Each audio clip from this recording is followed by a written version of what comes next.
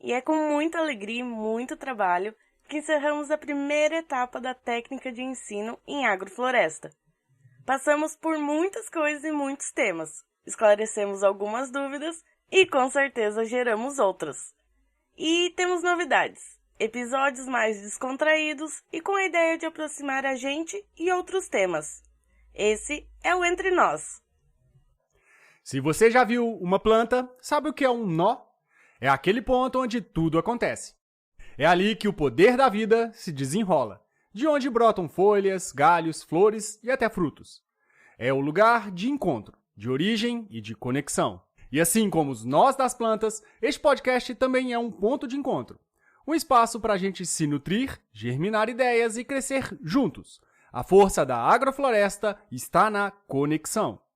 Entre espécies, ciclos e histórias. E entre nós, humanos, a coisa não é muito diferente. E é quando juntamos nossas histórias, misturamos nossas vivências e criamos espaços para aprender e ensinar que o sistema floresce. Olá, senhoras e senhores, e sejam todos muito bem-vindos ao Muda Floresta. Eu sou o Zé. E eu sou a Claire. E aqui estamos entre nós.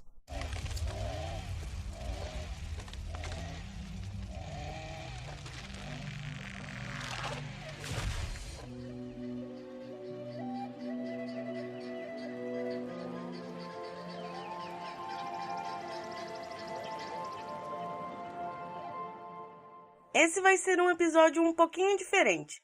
Vamos ler alguns comentários e perguntas que surgiram durante os episódios e comentar um pouco mais sobre o sistema agroflorestal, dificuldades e nossos aprendizados. Vamos para as perguntas. A primeira é Clarizé. Conta como foi começar a sua agrofloresta em casa. Foi difícil e os seus vizinhos entendem o que você está fazendo? Mas se quiser você falar um pouquinho. Sim, eu comecei em casa, basicamente no estacionamento de um prédio, né, poucos metros quadrados. E a galera gostou muito, pelo menos os meus vizinhos na época se gostaram bastante, porque eu plantei muita pimenta e amora, pimenta e amora principalmente. E que eu sei que até hoje muita gente lá ainda colhe pimenta até hoje. Eu sei que uma das vizinhas fazia até... Como é que chama, gente? Negócio de conserva de pimenta, com as pimentas que eu plantei lá. Ela é muito fã de pimenta e ela não imaginava que conseguiria plantar pimenta no meio de Belo Horizonte, no estacionamento, né, de um prédio. E eu fui e fiz isso lá. E você, conta um pouco mais. Eu comecei nessa pegada, assim, eu comecei em 2016, ter meus cultivos, assim. Mas sempre em casa alugada, né, aquela coisa. Então fazia em vaso.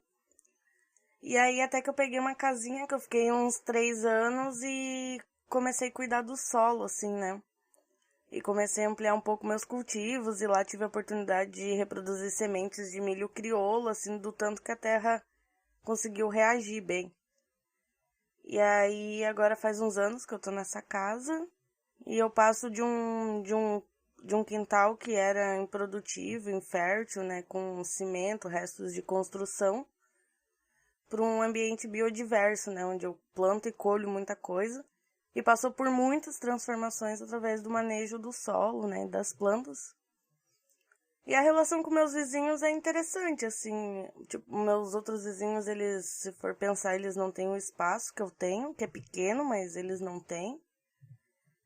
Mas eles gostam, assim, daí, tipo, na rua também, na saída de casa pra rua, eu planto algumas coisas, assim, umas medicinais, umas ornamentais, flores para polinizadores, e sempre tem a relação de um vizinho tá lá plantando também, daí são umas plantas que eu não dou muito suporte, e os vizinhos dão, né, eles vão lá e erguem as plantas e colocam adubo e não sei o que, né, eles fazem isso. E aí eu tenho a relação de compartilhar com eles também da minha horta. Muita gente vem aqui pedir coisa, ver o que tem, o que pode tá trocando. Teve época que o meu vizinho ajudava eu cuidar do meu terreno, roçando e acumulando matéria orgânica, e eu dava saladas para eles e tal. E a sensação daqui é o maracujá, né? Todos os vizinhos. Sua paixão. É, a minha paixão e dos vizinhos também. Mas é isso, né? Começamos em pequenos espaços, ampliamos um pouco. E o Zé ampliou mais ainda, né? Hoje tem uma propriedade de quantos hectares? Não, exatamente. Eu comecei falando, né, de um tempo atrás por conta disso, né? Que é quando eu morei em apartamento, no caso. E agora eu tenho um sítio de 2 hectares, né, bem grandinho. E já estou aqui há 8 anos praticando e estudando agrofloresta e ensinando muito aqui também, né? E aí é outra vivência, é outra coisa, né? Você ter um terrenão assim, a vivência é diferente, convivência com os vizinhos também, são menos vizinhos, né? No final das contas. Sim. Mas sempre teve disso, e os vizinhos ficam doidos. Nossa, como que você faz? Como que você consegue plantar isso aqui? Nunca consegui. Então eu também tive muita dessa vivência de trocar muita coisa com os vizinhos. Salada, mandioca aqui de casa é maravilhosa, a galera gosta muito. Então é um pouco diferente agora, né? Por ser um terreno mais afastado e maior, mas ainda tem muito dessa, né? Dos vizinhos ainda verem e ficarem impressionados e entenderem o que a gente está fazendo, né? Sim. Isso acontece. E ocorrem vários processos, né? E eu acho que o que a gente trouxe aqui é importante reforçar, talvez, o que a gente vai trazer no próximo episódio, de agrofloresta na cidade, em vaso, em pequenos jardins, as diversas possibilidades que se tem, né? De estar plantando em diversos espaços. Cada um vai ter suas especificidades, dificuldades e possibilidades também, né? E realmente é importante lembrar isso, que muita gente escuta agrofloresta e acha que tem que ter um terreno igual o meu, né? No mínimo 2 hectares. E não chega nem próximo disso. Você pode fazer em vaso, e como você faz muito bem no seu quintal, né? E aí a gente vai falar um pouco mais sobre isso. E aí a gente já puxa a próxima pergunta, que é recorrente, né? Essa pergunta é se existe terra ruim. E uma terra ruim para plantar. Eu acho que ninguém melhor que você, né, Claire, para conseguir falar sobre isso, como que foi a transformação da terra, né, de onde você mora, o que você fez com ela, né? Uma coisa que eu gosto de falar bastante é que terra boa é aquela que a gente tem, né? Então, existe diversos tipos de solo e não existe solo ruim, existe um manejo adequado para cada tipo de solo, né? Então, com certeza, o manejo que o Zé faz na propriedade dele, talvez não seja o mesmo manejo que eu faço. Claro que tem bases, né, que serão a mesma, mas tem cuidados específicos que cada solo vai estar exigindo, né? Um solo mais argiloso tem especificidades diferentes de um solo mais arenoso. E esse é o meu caso, né? Eu moro no litoral paranaense, então a gente tem uma tendência aí de um solo arenoso. E muito se pensa também que o solo arenoso é um solo ruim, né? Tem no inconsciente, assim, coletivo, que o solo bom para plantar é aquele de terra vermelha, tadadá, tadadá. E daí a gente tem a terra preta, do humus, né? Da compostagem e tudo. Mas se pensa muito que a terra arenosa, ela não é uma terra boa para plantar. E aí que entra as especificidades do manejo, né? Além daqui ser terra arenosa, era uma terra com resto de construção, tipo pedregulho, pedacinho de tijolo, de cimento, um monte de coisa, né? E tinha uma base de cimento também. Então, falar de todos os processos que eu fiz aqui nesse solo, que são alguns anos, vai um episódio inteiro só para isso, né? Mas especificamente o que eu cuidei é de transformar e ativar a vida desse solo, assim, né? Então, hoje o meu solo, que era somente areia, hoje ele é um solo mais preto, com essa mistura de areia, porque ele não vai perder a característica base dele, mas ele é muito enriquecido com matéria orgânica. Eu não posso, de forma alguma, deixar o meu solo sem cobertura, tipo, nenhum solo, claro, né? Nenhum, mas, tipo, o arenoso, ele tende a uma lixiviação, que é perca dos nutrientes maior, ele tende a escorrer a própria terra, né, com a chuva, porque a areia ela é mais grossa, mais pesada, vai com a chuva, então tem especificidades, né. Então, o que eu fiz foi estar sempre cobrindo o solo, eu tô sempre botando matéria orgânica. Utilizei algumas plantas como ferramentas para estar transformando esse solo, por exemplo, o inhame para descompactar o solo. Uso bastante plantas rasteiras para manter coberto também. A questão da sucessão, está sempre ocupando o solo, né? Mas é isso, foram várias técnicas aplicadas, né? Coloquei adubo de compostagem, da minha compostagem. São várias técnicas aplicadas que constroem um solo, uma terra boa. Então, a resposta para isso de existe terra ruim para plantar não existe. Existe um manejo adequado. Ou terra mal cuidada, né? Ou terra mal cuidada, né? E os processos que a gente tem que estar desencadeando nesse cuidado do solo, que é estar ativando, atraindo a microfauna, a macrofauna, ativando a flora. Enfim, várias coisas que a gente pode fazer em qualquer tipo de solo que vai ativar ele e proporcionar uma terra boa. Sim. Então, para você ver como que as realidades, né, são diferentes. Eu tô no centro de Minas Gerais, mas como eu tô num topo de morro, eu moro no alto de uma serra, aqui tem muito cristal, e a característica aqui parece muito com a característica da própria areia, né? É uma terra mais clara, não é tão avermelhada, e com muito cristal, muita areinha mesmo. Então, um dos principais problemas que eu tenho aqui é realmente essa lixiviação. E aí eu vejo E você ainda estando no topo, assim, né, no morro da serra, a gravidade tende a levar tudo para baixo, né? Eu ia falar isso. Que eu reparo muito isso, que os canteiros, eles acabam escorrendo o material e as plantas que estão mais embaixo no canteiro, né, na questão da inclinação, elas costumam ser um pouco mais bonitas, mais vigorosas do que as que estão mais em cima no morro. Então eu tenho muito essa coisa que eu tenho que enfrentar aqui, né? Essa inclinação, e por eu estar no topo do morro, a característica do próprio solo, né? Ele ser um solo tecnicamente novo, né? Vamos dizer assim. Sim. E eu acho que o principal ponto é ativar esse solo, né? Sim. Fazer o solo ficar vivo, né? O conceito do solo vivo que a gente fala lá no episódio da terra, né? Que a gente traz bastante na Primavera. Sim. Então é isso, é o solo vivo. Não, toda vez que eu trago alguma turma aqui para, né, que eu vou dar uma aula de agrofloresta e tal, é uma caminhada que eu dou no sítio, que eu gosto de mostrar exatamente isso.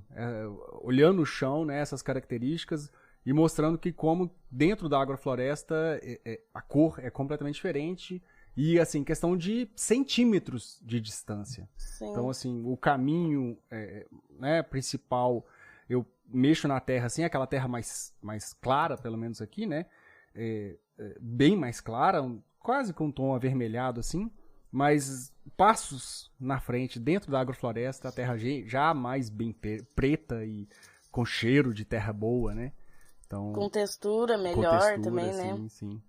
E isso tudo é nítido, né? É nítido ver a diferença. E por isso que eu gosto de sempre mostrar isso para todo mundo, que todo mundo fique impressionado por, né, ser tão próximo e mesmo assim já conseguir fazer essa diferença. Um experimento que eu fiz no colégio com um projeto, a gente delimitou os canteiros. É sobre a cobertura de solo, mas é sobre essa diferença e como uma prática já muda tudo, assim, né? E daí imagina isso dentro da agrofloresta, né? Sim. A gente separava 2 canteiros. Um canteiro a gente fazia a cobertura com folhas e galhos da escola. E o outro canteiro a gente deixava descoberto. E daí isso foi bem no comecinho, assim. Daí passou um tempo, a gente fez aula expositiva de outros temas. E voltamos para o espaço da horta para ver a diferença do canteiro que ficou coberto. Nesse meio tempo deu sol, deu chuva, deu tudo. A gente esperou uns 15 dias. E aí fomos ver o canteiro que ficou descoberto, sem cobertura de solo. E só essa prática da cobertura de solo já traz uma diferença absurda, assim. Enquanto a terra ainda estava meio úmida, equilibrada, com cheiro de terra fresco, o outro estava mais ressecado, as plantas que tinham vindo estavam morrendo. Enfim, é um experimento bem legal de se fazer. Fácil, Onde simples. fácil, Sim. e onde a gente vê na prática a diferença, assim. E daí você junta essa técnica com mais um monte de técnica, a gente tem a agrofloresta, um sistema de regeneração e de produção de solo de qualidade, né? Terra boa. Sim. Mas enfim, vamos para a próxima pergunta, porque senão A gente fala a demais. gente adentra temas que a gente gosta e fala. Então, uma pergunta que a gente sempre recebe, e ela é bem frequente, é se devo usar sementes ou mudas? Uma ótima pergunta, com certeza. Que eu acho que, né, a resposta mais simples é o que você tiver.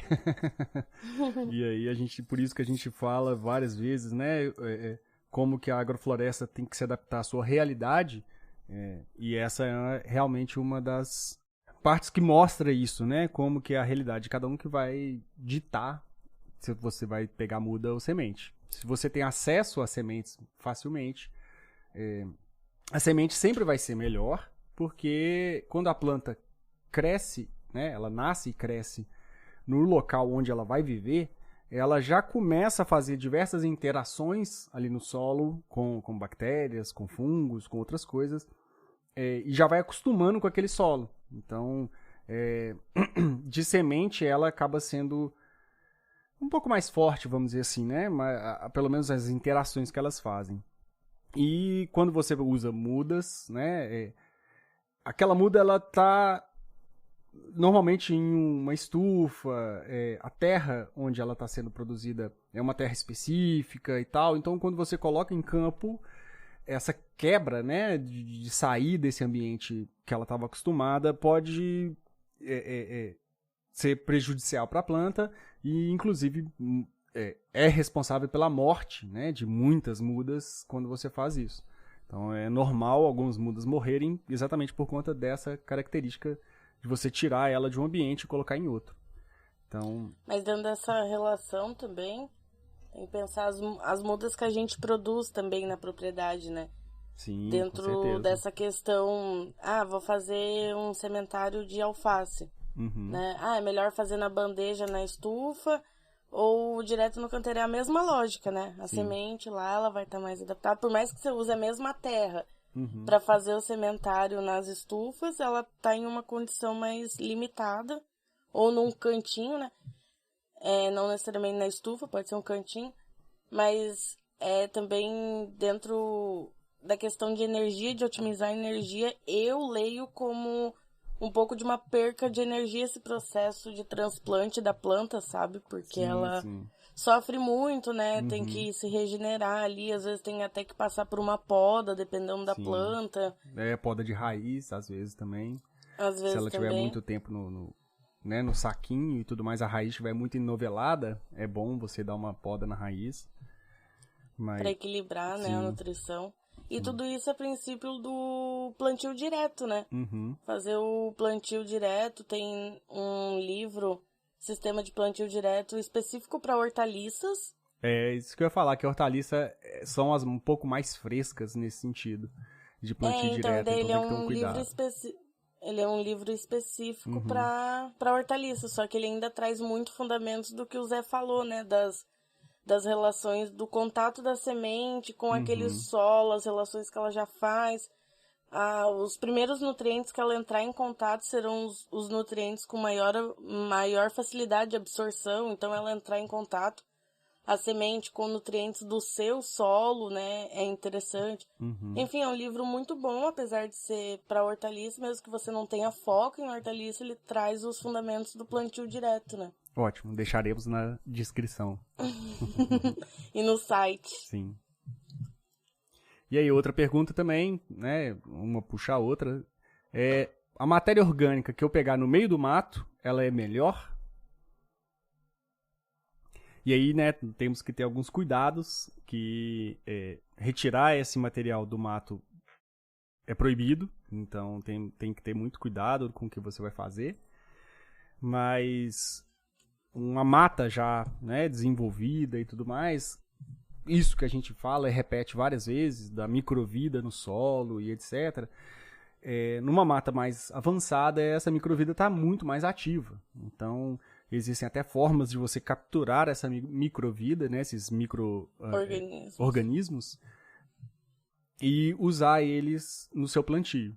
Então, o ideal, né, eu já vi isso, muita gente pegar, né, a serrapilheira, que é conhecida como serrapilheira na mata, que é essa camada superficial de matéria orgânica que tem dentro de uma mata mais avançada, para poder usar no plantio. E uma das principais coisas é isso, é você usar essa microvida que já está na mata, desenvolvida, e trazer para o seu plantio. E aí também deixaremos algumas referências, né, para a captura desses micro-organismos, e que pode ajudar demais e dar uma força num plantio, até mesmo num vaso, dependendo de onde você está.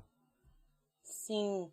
E não que a matéria orgânica que você vai coletar, tipo, sei lá, na sua região ou na calçada e tal, não seja boa, né? Porque tudo Sim, tem micro-organismo, tudo tem matéria orgânica. Tá presente ali em tudo. Então, se você varrer ali sua calçadinha e usar a matéria ou a cobertura, a matéria orgânica, você também vai estar inserindo os micro-organismos, vai rolar a decomposição, então tá tudo certo. Mas a da mata tem essas especificidades que o Zé trouxe de ser um sistema mais equilibrado, mais avançado, mais complexo, né? E a técnica de de captura de micro-organismos eficientes é muito interessante. E às vezes pode ser uma das ferramentas-chave para ativar a vida do solo que a gente estava falando, né? E aí, puxando, né, a gente falando de matéria orgânica e dos micro-organismos, outra pergunta que tem aqui é: qual é o esterco melhor para se usar? O de galinha ou o de gado? E se tem diferença? E aí, claro que vai ter diferença, né? São organismos totalmente diferentes, eles digerem a matéria orgânica completamente diferente, mas uma das características que o esterco tem é também ter essa microvida, né, disponível, que sai do intestino dos animais. E, além disso, a matéria que esses animais comeram, eles, né, trituraram e já disponibilizam essa matéria em partículas menores, o que facilita para a microvida trabalhar em cima disso e continuar digerindo, né, essa matéria e disponibilizando essa matéria para as plantas, no final das contas, que é a nossa ideia, né? Existem muitas diferenças entre os níveis, né, de nitrogênio, de potássio e todos os compostos químicos que tem no esterco. Também tem tabelas exclusivas disso, vamos deixar também na descrição, para vocês entenderem. E aí, cada uma vai ter, né, esses aportes de matéria orgânica diferente, e cada uma também vai conseguir nutrir o seu solo de uma forma diferente. Então, normalmente, por exemplo, o esterco de galinha, ele é muito mais forte em nitrogênio do que o de gado. E aí, o gado é mais potente, né, em carbono. E aí, dependendo de como que está o seu solo, de como que está a característica, né, do seu lugar, um ou outro pode já suprir suas necessidades. Então, não é que um é melhor que o outro. Eles são diferentes e cada um vai ter, né, uma aplicação diferente, dependendo do que você precisa.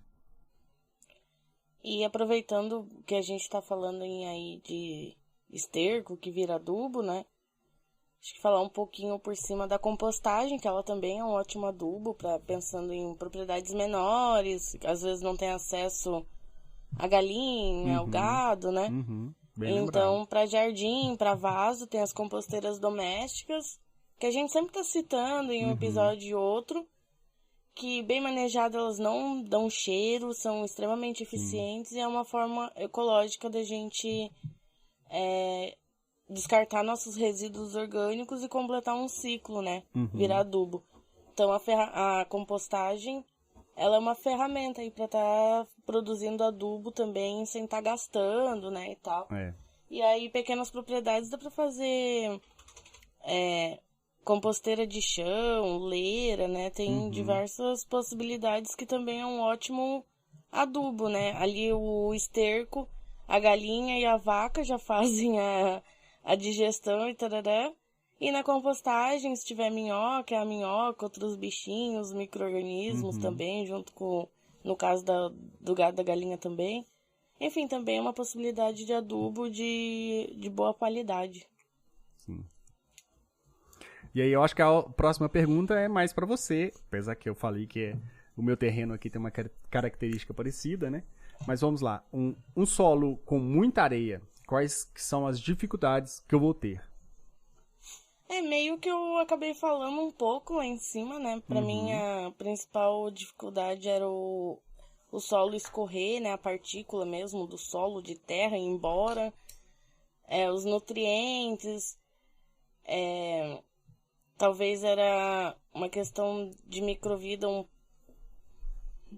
Eu acho que ela não era tão ativa, sabe? Porque a gente consegue perceber a presença da microvida na coloração do solo, né? Então era um solo que eu percebia pobre.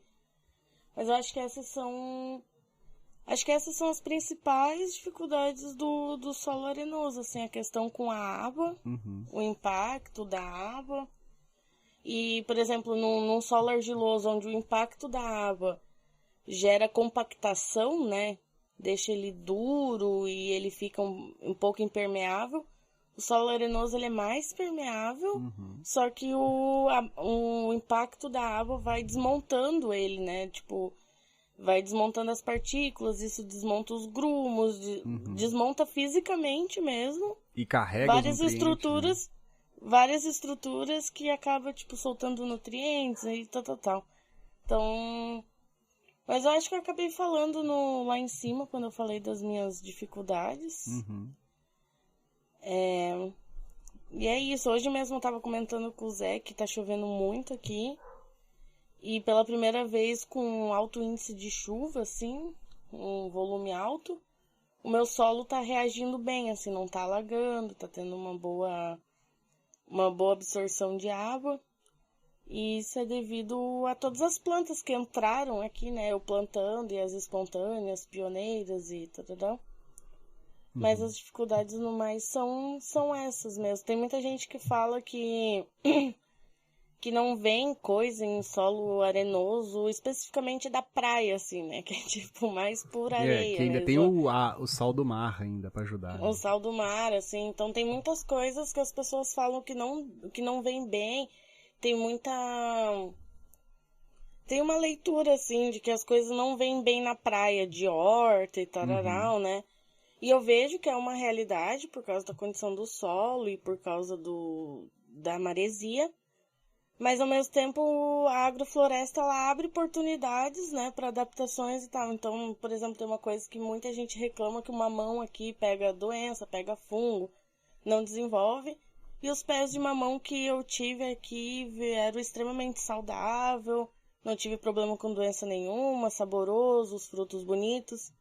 Então, eu vejo que é isso, é um sistema que beneficia toda uma cadeia e oportuniza coisas se desenvolverem, né? Apesar de existirem as dificuldades de um solo arenoso. Com certeza. E aí, podemos ir para a próxima, que é a pergunta de qual é o foco da sua agrofloresta, tanto para mim quanto para o Zé, né? Qual que é o foco dela? Que a gente tem um episódio que a gente fala bastante do foco, né? E eu acho que você até falou um pouco por cima qual que é teu foco. Mas acho que dá pra falar um pouco porque um foco da agrofloresta, ele é biodiverso tanto nas plantas, né? O foco que você vai ter com aquelas plantas, quanto os objetivos territoriais, né? Que a gente tem, ideologicamente, que a gente tem com ela.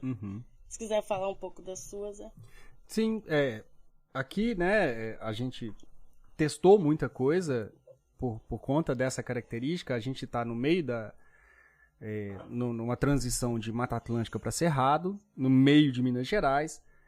E aí eu fui testando diversas plantas, né? Muitas não gostaram daqui de jeito nenhum. Então, por exemplo, o manjericão. Agora é o primeiro pé em 8 anos que a gente consegue de manjericão, por exemplo. Então, tem planta que não vai. Mamão também é um que ele cresce bonito, dá fruta até grande, bonita, mas ela lota de fungo e não vai pra frente de jeito nenhum. Porque uma das características aqui também é, por ser alto, nessa época do ano agora, né, dezembro, janeiro, essa época de chuva, a gente fica muito com nuvem, literalmente nuvem, dentro de uma nuvem. Então a umidade é extremamente alta nessa época do ano. E isso complica para algumas plantas. Tem planta que não gosta dessa umidade. E além da umidade alta, por a gente estar mais de 1.000 metros de altitude, o frio é muito, muito forte durante a noite. Então tem planta também que não curte o frio durante a noite. E aí a gente aprendeu muito com isso. Mas o meu foco aqui principal era o ensino. Era não, né? Continua sendo o ensino. Então eu tenho várias agroflorestas aqui diferentes, testando várias coisas para eu poder conseguir mostrar, né, para os alunos quando vêm aqui as diversas características que a agrofloresta pode ter no mesmo lugar, né? Aí no final das contas eu consegui o principal que produziu e vai muito bem aqui é o café. O café gosta, né, de uma altitude e tudo mais, então vamos dizer que o foco final, né, da minha agrofloresta é o café, produzir um café de qualidade, um café agroflorestal e tudo mais, né? Mas o foco inicial foi principalmente aprender e entender o que estava funcionando aqui e transformar o lugar numa escola de agrofloresta. Então ter vários tipos de plantio com focos diferentes, né, no final das contas, mas o foco principal, vamos dizer assim, é ensinar. Então, tem de tudo, vamos dizer. Tem tudo que vocês imaginarem. Um espaço experimental. Exatamente, é um espaço experimental onde a gente consegue plantar de tudo um pouquinho. E aí eu acabei, né, reproduzindo muito milho crioulo também, igual a Claire falou que ela já fez. Então já tô até para colher aqui já alguns milhos crioulo. Mas o foco principal é o ensino. O meu foco aqui, eu acho que ele permeia a educação em si, mas é mais uma questão de autoaprendizado, assim, né? Não, mas a agrofloresta é autoaprendizado o tempo inteiro. Isso aí... Sim, porque eu começo a plantar na curiosidade, né? E daí eu entro no curso de agroecologia, vou aprendendo as coisas e é uma necessidade de botar em prática, assim, né? O que você vai aprendendo e tal. Então, o meu foco foi mais esse, assim, eu aprender inicialmente, ainda aprendo muito, assim, né? Um laboratório vivo de aprendizado, assim, ver o controle biológico acontecendo na prática ali, ver as interações das plantas, é um laboratório constante, assim, de aprendizado. Uhum. Mas o foco vai se transformando, assim, né? Tipo, então, meu foco começou a ter o meu básico, assim, para comer. E não é nem questão de economizar no mercado e tal, mas tá comendo uma comida de qualidade. Uhum. Se começa a botar no papel de quanto economiza no mercado, você vê que é uma economia, assim, passar na rúcula e falar, R$3 eu não vou gastar nesse pé de rúcula. E não só no mercado, porque eu tenho em né? casa. Que, né, nos remédios que você toma menos, na dor de cabeça que você tem menos, e por aí também. vai. Com e certeza. Aí foi indo isso, comer um pouco de coisa orgânica e tal, mas chega um ponto que se torna questão de território, né? De mostrar que dá pra ter sua comida no quintalzinho, o básico, né? Das possibilidades de provar um maracujá orgânico e ver que é muito melhor e que tem alguma coisa acontecendo. Uhum. É incentivar a comunidade ao redor a estar se movimentando, né? Nessa articulação de hortas urbanas, de hortas comunitárias. Então tem esse viés ideológico, assim. Uhum. O Zé falou do café, eu também, né? Encontrei várias espécies que se adaptaram melhor. E aí a gente investe nelas, porque beneficia o sistema. Mas o meu foco principalmente é cuidar do solo, aprender e poder criar um vínculo com a comunidade em relação ao alimento produzido no quintal e da abundância que a agroecologia e a agrofloresta podem manifestar. Sim. E claro, não tem como também um ponto-chave é promover biodiversidade, um refúgio para fauna e flora, né? Tipo, às vezes, esses dias deu uma revoada de passarinho, acho que era a revoada começou com andorinha, né? Uma revoada de chegada das andorinhas. Só que outros passarinhos começaram a se movimentar, assim, por causa das andorinhas. E daí, especificamente, eles ficaram fazendo essa ronda aqui em cima do meu terreno. E daí, nisso, as borboletas, eu acho que perceberam a movimentação de muito passarinho e começaram a se, tipo, movimentar também. E chegou uma hora que tava muito lindo, assim, uma revoada de borboleta com passarinho, sabe? Então, receber uma espécie de borboleta, de um polinizador que você não vê há muito tempo, um polinizador novo. Assim, não tem preço, é uma felicidade, uma gratificação. Quando você vê que você está complexando aquele sistema, claro, o do Zé, que é num espaço maior, ele tende a virar um espaço de floresta, né? Tipo, com a evolução. Essa é a ideia. Essa é a ideia. O meu é um pouco menor, assim, mas dá pra ver como vai complexando. É um passarinho que vem, que você dá uma capinada ali, já vem passarinho, vê que bichinho tem. Então, isso não tem preço, assim. É um dos focos que é mais gratificante, assim, gratificante na minha perspectiva. Não, com certeza. Quando a gente viu um veado campeiro daqui usando a nossa agrofloresta para comer, para se esconder, não tem preço. Eu tô me arrepiando agora só de lembrar o tanto que eu acho lindo, né? Para mim, eu acho incrível isso. Com certeza é uma das coisas que não paga e não tá no preço final do produto da agrofloresta, né? É você poder ver os animais voltando, ver diversidade de bicho e tal. Tá aqui, né? Eu sou biólogo e uma agroecóloga aqui, a gente é suspeito para falar disso. Mas realmente não tem preço. É muito lindo ver. E aí vamos então para a próxima pergunta. Em um quintal menor, como que eu posso trabalhar a estratificação? Tipo, quais seriam as minhas emergentes? Bom, lembrando que as emergentes, né, são plantas que têm um crescimento muito rápido e que gostam de muita luz. Então, são plantas que esticam muito e conseguem passar as outras plantas, né, em tamanho e precisam de muita luz. Por isso que elas têm essa característica de crescer muito rápido. E aí a estratificação, a gente está falando do andar onde, né, essa planta ocupa. Então a gente chamando ela de emergente, são as plantas que conseguem crescer mais e ir mais para cima, né, dentro do seu plantio. E aí uma das primeiras que vem aqui na minha cabeça é o que eu já falei, é o milho. O milho é uma planta emergente, né? Ela é uma planta do começo da sucessão. Lembra que a gente falou da sucessão ecológica? Então são as plantas que aparecem primeiro.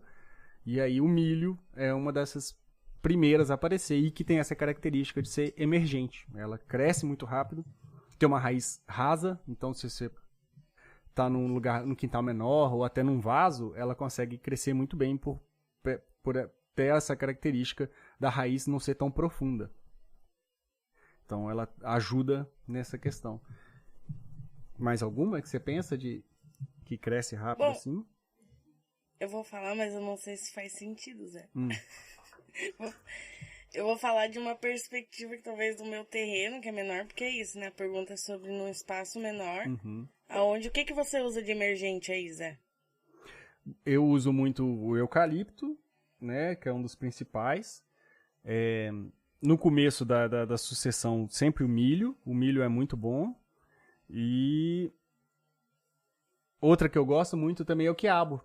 O quiabo também tem essa característica. Então, eu ia falar o quiabo, mas é isso, né? Porque num terreno maior, eu, por exemplo, não tenho a menor condição de enfiar um eucalipto aqui, entendeu? Então a gente tá falando dessa situação.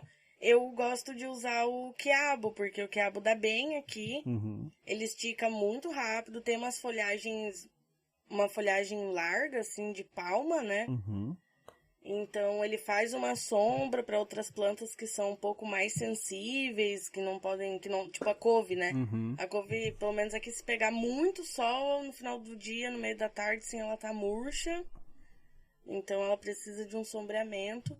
Eu gosto de usar o quiabo. E eu não sei, é porque ela... Eu vou falar, mas eu também não sei. Eu penso no mamão também, porque ele Sim, tem um eu ia falar crescimento dele. lento no começo. Uhum, Ele tem um crescimento lento no começo. uhum. E aí depois ele dá uma certa esticada, estaciona de novo e vai elaborar melhor o tamanho da copa dele. Então, pra mim, ele também funciona, só que ele ocupa bastante espaço com as raízes. Tem que cuidar com as plantas que vão coexistir ali com ele, né? É, com certeza. Mas eu gosto do mamão também para esse crescimento e sombreamento. Uhum. Mas é isso, pensar nessas características de planta emergente e adaptar para um espaço menor, né? Uhum. Com certeza tem muitas alternativas que dá pra usar. Até o próprio eucalipto daria pra usar, mas aí a poda, né, vai ser muito mais intensa e dependendo, né, de onde vai estar, pode comprometer encanamento e coisas do tipo. Então tem que tomar cuidado com isso. Que as raízes acham o encanamento muito fácil, elas inclusive conseguem escutar a água no encanamento. Então, Essa vibração da água é, passando, é. né? Então, ela pode ser um problema por conta disso, dependendo de onde você tá. Então é isso, essas foram as principais perguntas que a gente recebeu. A gente vai fazer mais episódios assim, até porque se a gente for começar a responder tudo, vai ter vários minutos esse episódio.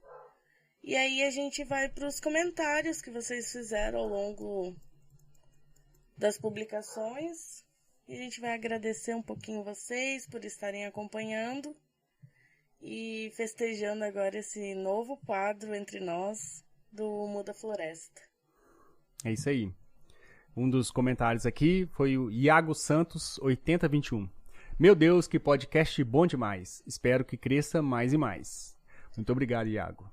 Que O você goste. Iago tá com a gente, né, também lá no Blue Sky, no Instagram. E faz Inclusive vários sigam a trabalhos. gente. Sigam a gente. Mas o Iago também sempre envolvido com questões de agroecologia, por terra e território. Então é muito legal ter você acompanhando a gente, gostando do nosso trabalho. E também a gente quer que cresça mais, mais e mais. Valeu. A Celine Vieira, 2130, comentou uma aula sobre solo. Cada episódio um aprendizado maior. Encantador demais aprender com vocês. Valeu demais, Celine. Obrigado. A gente vai falar mais, né? O nosso episódio solo, acho que foi só tocando a superfície, né? A gente pretende falar muito mais sobre isso, porque tem muita coisa legal para falar. Mas acompanhem que vai ter mais coisas e muito obrigado. Aliás, esse quadro Entre Nós é uma porta que a gente abre para poder estar falando e aprofundando também diversos outros temas, né? Inclusive, comentem aí temas que vocês querem que a gente fale e temas que vocês querem que a gente aprofunde mais, né? Vai ser muito legal poder ler isso e ter essa contribuição de vocês.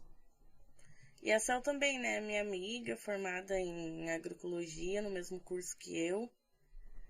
Então, Puxa saco. ela reconhecer assim que é uma aula sobre solos é muito legal, Bom porque demais, é bom muitas das demais. coisas que a gente aprendeu juntas e pratica juntas. Então é isso, confira os nossos episódios, que é bom demais a nossa técnica de ensino em agrofloresta, todos os passos, e retornaremos em diversos temas. Isso aí. O Matheus Quintanilha, 5879, mais uma aula incrível, ansioso pelos próximos episódios. Bom, Matheus, a ideia é muitos episódios ainda, né? O quanto que a Claire conseguir me aguentar. Tamo junto. E... o que eu ia falar? Eu me perdi totalmente. Enfim, é isso.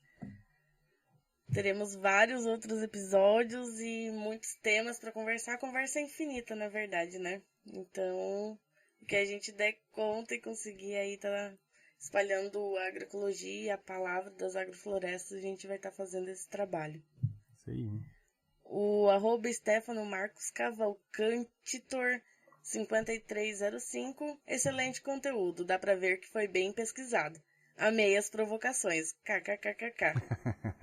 Essa é a Eu e ideia, o Zé, a gente adora construir as provocações, assim, né? Eu acho que é a parte mais divertida, assim, de gravar, né? De Sim. construir o episódio, porque é bem cansativo escrever os textos, tarará, e daí essas provocações que a gente constrói É pra dar uma torna tudo aliviada, mais né? divertido, assim, pra dar uma aliviada. Muito bom. Isso aí, muito obrigado, Stefano. E o @tefoca, mais um excelente episódio. Adorei os relatos do seu Edgar. E aí, realmente, eu, né, que não conheço o seu Edgar, também conheci através da Claire, e pra mim também foi, assim, demais ouvir ele falar, né? Dá pra ouvir na voz dele, tanto que ele gosta do que ele faz, do que ele fala, né? E é bonito ouvir ele falar, parece poético às vezes. Então, eu achei muito legal e a gente vai tentar trazer ele mais vezes, pode ter certeza. Não, com certeza o meu sonho é pegar o microfone ir lá na propriedade do seu Edgar e... Vai acontecer. Bora lá, seu Edgar. Vai.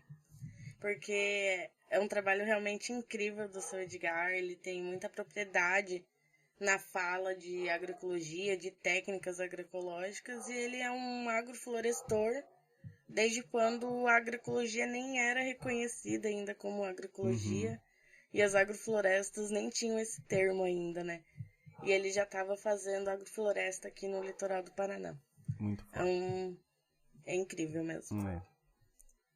E aí a @Cláudia Elizabeth Gomes da Sil 2909 falou: viajei nessa sinfonia. Parabéns, equipe Muda Floresta. Ótima explicação.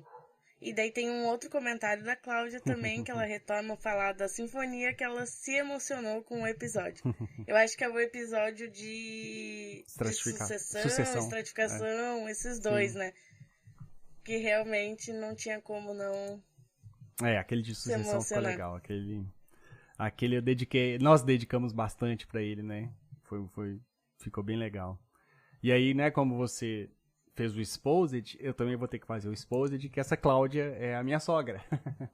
E aí ela gosta muito, ela acompanha tudo, escuta tudo, viveu muito, né, da roça, quando era pequena e tudo mais, e aí agora que a gente tem um sítio, ela vem pra cá, a paixão dela é ver as plantas crescendo e tal, e aprender também, porque na cabeça dela o comum era a monocultura, né? Então ela no começo ficava extremamente incomodada com a matéria orgânica, queria limpar tudo e tal, mas aí ela foi aprendendo, ela foi entendendo, e hoje é uma grande fã nossa e acompanha demais. Eu gosto muito dela. Obrigada, Cláudia. Inclusive ajudou a gente no último episódio, né? Ela também gravou pra gente uma das falas lá da Lendo a Lei. Ela foi a primeira da Constituição. Né? Não, e a Cláudia, assim como a Cláudia, a Celine e diversas outras pessoas estão com a gente desde o começo, Sim. né? Assim, ouvindo a edição do primeiro episódio, falando como tava, como não tava, o que tava achando, o que a gente tinha que melhorar. Então, muito obrigada. Isso aí. A todo mundo. Obrigado demais, gente. E aí, outra, né, comentário que a gente recebeu do @agroecologymap, o mapa da agroecologia, né? Mais um excelente episódio. Mais um excelente programa. Informativo e divertido. Obrigado. Muito obrigado também. Ele já conversei, né, com ele, que faz esse mapa da agroecologia.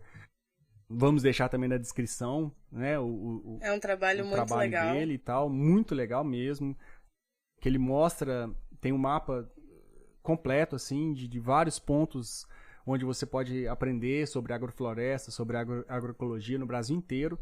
Então, ele faz um mapeamento de coisas sobre agroecologia e agrofloresta que acontecem no mundo inteiro, né, e daí, é verdade, claro, né? A gente foca no Brasil, né? Porque a gente vai buscar as nossas coisas aqui, né? Nada de buscar pra fora. Vamos buscar nossas coisas aqui. E é muito legal porque tanto você pode se informar, tipo, você vai na sua cidade, ver se tem coisas registradas, tipo, aqui tem o CCIA, que é o Centro de Convivência Agroecológica, tem o FPR Litoral com o curso de agroecologia, tem a horta comunitária. Então, você consegue achar as coisas próximo de você, o que tá rolando nessa área. E se você faz alguma coisa, você pode cadastrar. Então, tipo, eu tenho um espaço educativo de agrofloresta. Você registra lá que isso está acontecendo na sua região. Tarana. Eu tenho uma feirinha aqui de produtores. Daí você registra lá.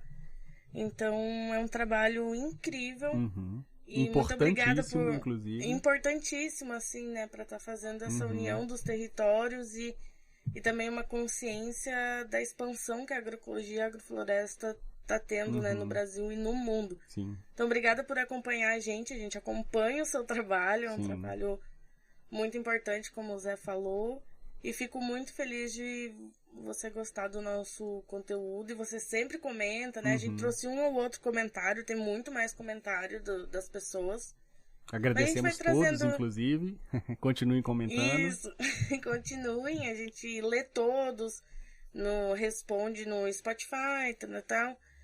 Mas a gente lê todos, acompanha todos e somos muito gratos. E o Mapeando Agroecologia é um perfil que está sempre presente também no nosso conteúdo. Sim. E aí a próxima é a Marjorinha Toca. É @Marjorinha Toca. E ela comentou: mais um episódio maravilhoso. Sobre as orquídeas é pura verdade. As bonitas amam Terava e um clima mais ameno. Moro em Fortaleza, então é uma ou outra que conseguimos manter bem. Isso aí. Acho que era o episódio de clima, né? Provavelmente. Das plantas adaptadas sim. Quando a gente falou de microclima, sim. E daí a gente usou o exemplo também das orquídeas, né? Que preferem uma condição bem específica. E a Marjorie traz isso, né? Lá em Fortaleza, como não é a condição específica que a orquídea gosta, ela tem dificuldade. É mais ou menos a minha coisa aqui também. Orquídea eu também só consigo na estufa. Ficam bonitas e tudo mais. E olhe lá, mas é só na estufa. Só orquídea de chão. Orquídea de chão tem muitas aqui. Muitas mesmo. E elas vão muito bem, dão flores. São lindas as orquídeas de chão aqui. Mas essas orquídeas mais comuns, né? Que a galera gosta de ter em casa... Só na estufa, não tem jeito. Quando vem a época fria, morre tudo, morre todas, não tem jeito. Elas são bem sensíveis. A Marjorie falou muito bem. E aí tem um outro comentário da Marjorie, que eu tava vendo aqui, eu achei bem interessante. Ela comentou: que episódio maravilhoso. Fiquei encantada em descobrir que domesticamos as plantas. Eu acho que é o episódio 2, né? Que a gente fala dessa domesticação. Sim. E linda apresentação de vocês e da agrofloresta de cada um.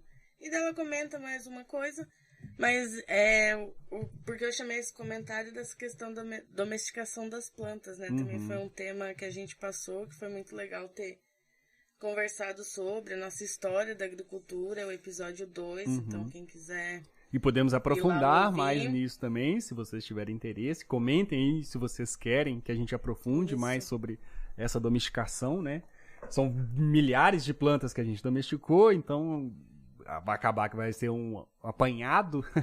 Ou a gente pode falar de uma específica, se vocês tiverem interesse. Aliás, tá surgindo aí o estudo do milho mineiro, né? Da domesticação do milho mineiro. A gente não consegue falar muito ainda, porque foram achadas evidências e daí agora o pessoal tá estudando, né? Então não é nenhum estudo conclusivo ainda. Mas temos evidências do milho ter uma domesticação mais antiga ali em Minas Gerais, através de fósseis, né, que foram achados. Enfim, tem muita coisa para falar dessa domesticação que perpassa também o mercado do agronegócio, né, as plantas adaptadas, é um tema bem complexo. Sim. Mas eu acho que é isso. Tiramos as dúvidas, lemos uns comentários, agradecemos todo mundo e estamos bem animados por esse novo quadro entre nós, um pouco mais íntimo, um pouco mais de conversa. A ideia também é trazer convidados, fazer entrevista, ter uns episódios mais descontraído, não ser tão técnico, né? Porque o Muda Floresta ele é bem técnico, apesar de ter as provocações, as brincadeirinhas, tal. Mas ele vem sendo um episódio bem técnico, então esse espaço é para descontrair um pouquinho E a gente também se sente um pouquinho mais à vontade para falar dos temas que a gente tem mais paixões e temas que a gente também quer se aprofundar e acha importante ser de interesse coletivo, né, propagar esses assuntos. Com toda certeza. E, repetindo, comentem aí o que vocês querem, o que vocês têm interesse que a gente fale mais, que a gente vai ter o maior prazer de ler e, quem sabe, fazer um episódio mais pra frente, né, com o seu comentário ou com a sua sugestão. E a novidade também desse quadro Entre Nós é que agora teremos episódios todas as quartas-feiras, né? Sim. Serão episódios semanais. A gente vem com Muda Floresta a cada 15 dias. E aí agora vai ser Muda Floresta e um Entre Nós. Muda Floresta e um Entre Nós. Então teremos episódio todas as quarta-feiras. E o próximo episódio é do Muda Floresta. E o tema vai ser agrofloresta na cidade, jardins ou em vasos. Então fiquem ligados que no dia 18 vai sair esse episódio pra gente falar um pouco mais de agroflorestas menores, né? Agroflorestas mais contidas. E na próxima semana vai ter um Entre Nós, mais ou menos nessa mesma pegada aqui. Então é isso, se você gosta desse assunto de agrofloresta, de agroecologia, aqui ainda estamos espalhando a palavra da agrofloresta, então mande para seus amigos, para conhecidos, familiares e pessoas que têm interesse de estar aprendendo esse universo. Eu sou a Claire. Eu sou o Zé.